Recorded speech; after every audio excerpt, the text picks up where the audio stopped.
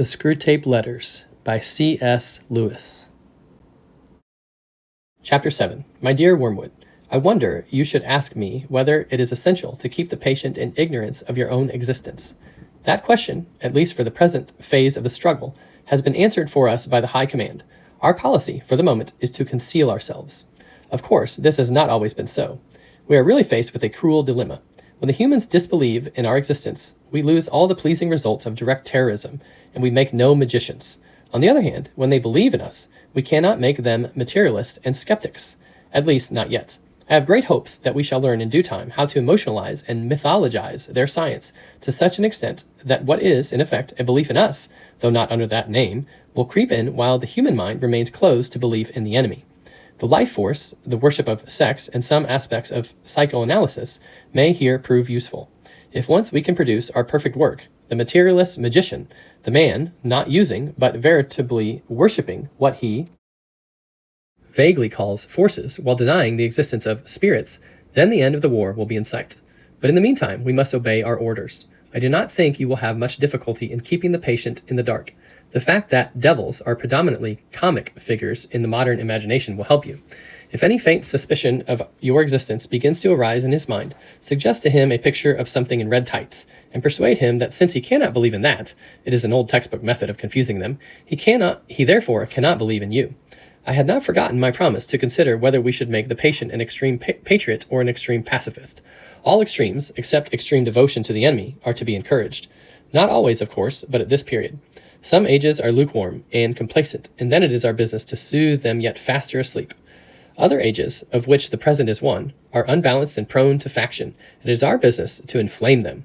Any small coterie, bound together by some interest, which other men dislike or ignore, tends to develop inside itself a hothouse of mutual admiration, and towards the outer world, a great deal of pride and hatred, which is entertained without shame because the cause is its sponsor, and it is thought to be impersonal.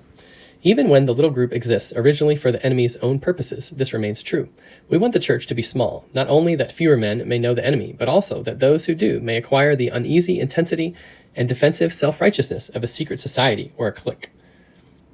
The church herself is, of course, heavily defended, and we have never quite succeeded in giving her all the characteristics of a faction, but subordinate factions within her have often produced admirable results, from the parties of Paul and of Apollos at Corinth down to the high and low parties in the Church of England. If your patient can be induced to become a conscientious objector, he will automatically find himself one of a small, vocal, organized, and unpopular society, and the effects of this on one so new to Christianity will almost certainly be good.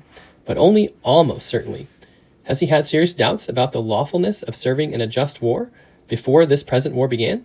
Is he a man of great physical courage, so great that he will have no half-conscious misgivings about the real motives of his pacifism?